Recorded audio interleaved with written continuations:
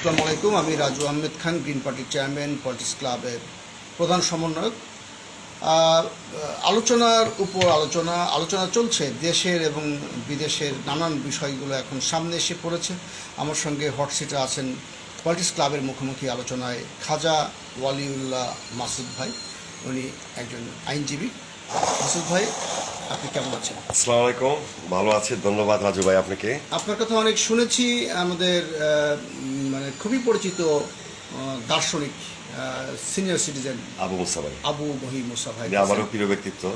তা এই সবাই সবার প্রিয় ব্যক্তিত্ব এভাবেই ঘিরে আমাদের আবর্তন। আমরা একে অপরকে চিনি, এভাবেই চেনা জানা হয়। ব্যক্তিগতভাবে মানে আমি ব্যক্তিগতভাবে আপনাকে একটু আগে বললামই যে কোনো যশ খ্যাতি আমার দরকার নেই এবং টাকা পয়সাও চাই না। আমি শুধু টিনের বাক্সে 12 টাকা চাই। আর ওই মানে পুরনো যে ঐতিহ্য ধরে রাখার চেষ্টা করি। অনেক জ্ঞানী মানুষ আমাদের এখানে সম্মেলন হয় এবং আপনি দেখতে পাচ্ছেন যে দার্শনিক আবু মহি মুসা স্বয়ং এরশাদ যখন ক্ষমতায় ছিলেন একসময় রাষ্ট্রপতি, এবং বি চৌধুরী একসময় রাষ্ট্রপতি, তারা কিন্তু ওনাকে তার দলে ভেড়াতে পারেননি। উনি আমার গ্রিন পার্টির সিনিয়র ভাইস চেয়ারম্যান হয়েছেন। উনি বলেছেন যে এটা তো কোনো দল না, এটা একটা আদর্শ না। আমি নিজের ঢোল নিজেই পেটাতে যাচ্ছি তা না। আপনি আপনার আইন দিয়ে কিভাবে মাপবেন যে দেশে এখন সারা বিশ্বে এখন জেনোসাইড হচ্ছে? এখন এআই টেকনোলজি দিয়েও মাইক্রোসফটের বিরুদ্ধে অভিযোগ যে সেখানেও এই জেনোসাইডের পক্ষে কাজ হচ্ছে। সারা বিশ্ব এখন তাকিয়ে দেখছে। এই মুসলিম রাষ্ট্রগুলো তাদের কি করার আছে? এক ইরানকে একটা ধমকি দিয়ে বসে আছে। তুমি ট্রাম্প বলেছে যে তুমি চুক্তি করো, পারমাণবিক এই সেই 50,000 সৈন্য দিয়ে ইরানকে ঘিরে রাখা হয়েছে। মানে আমাদের কি করার আছে? আমাদের দেশের প্রধান উপদেষ্টা এখন আন্তর্জাতিকভাবে খুবই পরিচিত ফেস। উনিও বলেছে এই প্যালেস্টাইনের নিপীড়িত মানুষের পক্ষে কথা বলেছেন। কি আমরা আসলে আইনগতভাবে কি করতে পারি? আমরা রাস্তায় হয়তো মিছিল করতে পারি, পুষ্পতলিকা দাহ করতে পারি। নেতানিয়াহু আসলে তো কোনো নেতা না। সবাই বলে এ তো একটা খেতা, এ তো মানে মানুষ মারার কল। তার সঙ্গে যুক্ত হয়েছে ট্রাম্প। যে ট্রাম্প এখন 37% শুল্ক আরোপ করেছে, সারা পৃথিবীতে বিভিন্ন দেশের উপরে অর্থনৈতিক চাপ সৃষ্টি করছে। আপনি কি বলবেন? ধন্যবাদ রাজু ভাই আপনাকে আমাকে আহ্বান করার জন্য। আমি ব্যক্তিগতভাবে একজন আইনজীবী এবং রাজনীতির সাথে রিলেটেড না, তবে রাজনীতি সচেতন একজন মানুষ।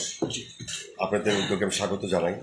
বিশেষ করে মুসা ভাই থেকে আমি আপনার কথা শুনেছি, আপনার আদর্শের কথা শুনেছি, নীতিবোধের কথা শুনেছি। ধন্যবাদ সবাইকে যারা শ্রোতা আছেন। মূলত আজকে যে রাজনীতির যে ধারাবাহিকতা চলছে সারা বিশ্বে, সেটা হতাশাজনক। বিশেষ করে বিশ্বমোড়ল আমেরিকা, সে নিজেকে মানবাধিকার সব কিছুতেই সে নিজেকে মনে করে যে সে বিশ্বের মোড়ল, কিন্তু আজকে প্যালেস্টাইনদের প্রতি, বিশেষ গাজাবাসীদের প্রতি যেভাবে মানবাধিকার ক্ষুণ্ণ হয়েছে এবং যেভাবে হত্যা হয়েছে, সেখানে যে নির্বিচার শিশু হত্যা চলছে, এগুলির প্রতিবাদে আমরা আশা করেছিলাম যারা অন্যান্য রাষ্ট্র আছেন, যারা পরাশক্তি না, তারা প্রতিবাদ মুখর হবে। কিন্তু আমরা দেখি যে আরব মুসলিম রাষ্ট্রগুলি প্রায় 22টার উপর আছে, তার সবাই প্রতিবাদহীন। এটা একটি কারণ, এ সকল দেশগুলিতে গণতান্ত্রিক চর্চা নাই, স্বৈর শাসন এবং একটান্তভাবে এখানে বসে আছে এবং তারা তাদের ক্ষমতার লোভে, ক্ষমতার গদি রক্ষার জন্য তারা সবসময় এই আমেরিকা স্বৈরাচার কিংবা অন্যান্য যে পলিসি জনবিচ্ছিন্ন সেগুলি অনুসরণ করে এবং তারা কখনোই মানবাধিকারের পক্ষে বলি আওলারেও কখনো তারা কার্যকরী ভূমিকা নেয় না। আমরা রোহিঙ্গাদের ক্ষেত্রে দেখেছি, কাশ্মীরদের ক্ষেত্রে দেখেছি, সেখানে নির্বিচারে মানুষের হত্যা করা হয়, নির্যাতন করা হয়, গুম করা হয়। আজকে প্যালেস্টাইনে যা হচ্ছে, গাজাবাসী যা হচ্ছে, এটা তুলনা করা যায় না। আমি স্টিফেন হকিসের একটা কথা স্মরণ করছি। ওনাকে বলা হয়েছিল যে এলিয়েন যদি আসে আমরা কি করব। উনি বলছিল এলিয়েন খুঁজো না, তোমরা নিজেরাই এলিয়েনের চেয়ে খারাপ। আজকে আমেরিকা যখন তার নতুন দেশে গিয়েছিল, সেখানকার মানুষকে তারা হত্যা করেছিল, তাদের রাষ্ট্র দখল করেছিল। আজ আমেরিকা যেইখানে গেছে, যেই দেশে গেছে, সেখানে যুদ্ধ বিগ্রহ লেগেছে এবং তারা একটা পক্ষ নিয়েছে, শুধু একটাই উদ্দেশ্য, অস্ত্রবিধি করা। আজকে ইসরায়েলে যে প্যালেস্টাইনের যে দুরবস্থা, বিশেষ করে ইসরায়েল আজকে টিকে রয়েছে এতগুলি মুসলিম রাষ্ট্রের মাঝখানে, একটি কারণ ইসরায়েলকে বাঁচিয়ে রাখলে 22টা আরব দেশ অস্ত্র কিনবে, তার অস্ত্রের ব্যবসা আরও দিন দিন বৃদ্ধি পাবে এবং পুরো ইউরোপও তাদের অনেকেই অস্ত্রের ব্যবসা আছে। তারা যুদ্ধ লাগলে দেখা যায় যে একদিকে রাশিয়া যাচ্ছে, একদিকে আমেরিকা যাচ্ছে, অর্থাৎ দুইটা পক্ষ নিয়ে তারা ব্যবসা শুরু করে দেয়। কে কত অস্ত্র বিক্রি করবে আর মানুষ মরবে, তাদের কাছে এটা কোনো ফ্যাক্ট না। তো সুতরাং আমরা বলবো যে আজকে বিশ্বে মানবাধিকার লঙ্ঘিত হচ্ছে, এর জনক, এর এই দুরাচারের মূল পরিকল্পনাকারী হচ্ছে আমেরিকা। তারপর এই আমেরিকার বিরুদ্ধে আমাদের প্রতিবাদ প্রতিরোধ থাকবে। সেই সাথে আমরা যেন আরও কিছু প্রোগ্রাম নেই যেগুলি অ্যাক্টিভ।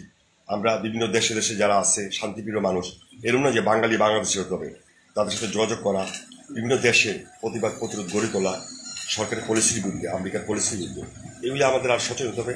আর আইনগতভাবে আমি বলবো যে আন্তর্জাতিক যে আদালত আছে সেখানে এই মানবাধিকার ক্ষুণ্ণ হচ্ছে, সেইখানে যেন আমাদের বাংলাদেশ সরকার, আমি দৃষ্টি আকর্ষণ করছি, তারা যেন ওইখানে এগুলির ব্যাপারে ব্যবস্থা নেওয়ার জন্য যারা সহযোগিতা চায় তাদের সহযোগিতা করা, বিশেষ করে প্যালেস্টাইনের দূতাবাস আছে আমাদের এখানে, তাদেরকে আর্থিক এবং ত্রাণগত যেগুলি দেওয়া দরকার, এই লজিস্টিক সহযোগিতা দরকার, সেগুলি যেন বাংলাদেশ সরকার দেয়।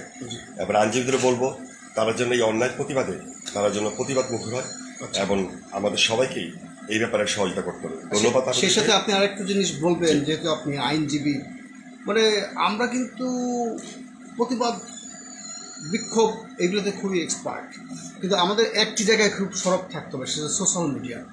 সোশ্যাল মিডিয়ায় আমাদেরকে কন্টেন্ট তৈরি করতে হবে, যেটা এই মানে ইসরায়েলের যে আগ্রাসী ভূমিকা, তারা যে গণহত্যা করছে, জেনোসাইড করছে, তারা যে মানুষ হত্যা করছে, সেইগুলো মানে নারকীয় কর্মকাণ্ডগুলো বিশ্ববাসীকে কাঁপিয়ে দেওয়ার জন্য, নাড়িয়ে দেওয়ার জন্য এটা মর্মান্তিকভাবে তুলে ধরা উচিত।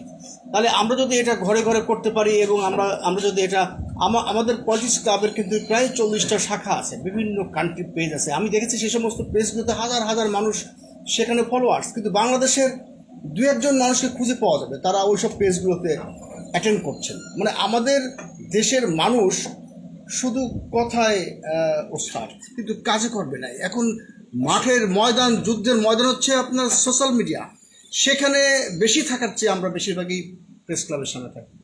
হয় কি, এখন আপনার একটা বক্তব্য যদি আপনি ওই মানে প্যালেস্টাইন পেজে দিতে পারেন, সেখানে কিন্তু আমরা অনুবাদ করে দিই বা আপনিই দেন, সেটা কিন্তু আন্তর্জাতিক রাজনৈতিক মহলে ব্যাপক সাড়া দেয়। আমি আমার বাংলায় আমার একটা প্রতিবাদ দিলাম, আমি আমার আইডিতে করলাম, যারা তাদের হাতেই সব নিয়ন্ত্রণ।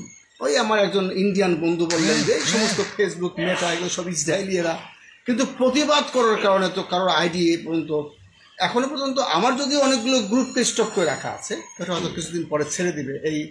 এই তালমাটাল আমাকে একটা মেসেজও এসেছে, হয়তো এই কারণে আন্তর্জাতিকভাবে আমি হয়তো আপনার মানে কি বলবো, কিছু আন্তর্জাতিক মানবাধিকার সংস্থার সঙ্গেও আছি, হ্যাঁ, যার কারণে হয়তো আমার গ্রুপগুলোকে স্টপ করা আছে। এবার হাজার হাজার গ্রুপ আছে, সেইগুলো কয়েকদিনের মধ্যে ছেড়ে দিবে লিখেছে যে টেম্পোরারিলি ব্লক আছে।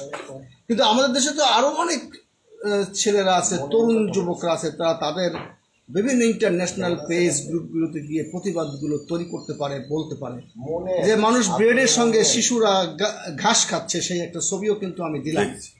আমি দেখলাম যে পোস্টার দেওয়ার পরে মাত্র 12টা পোস্ট লাইক আছে।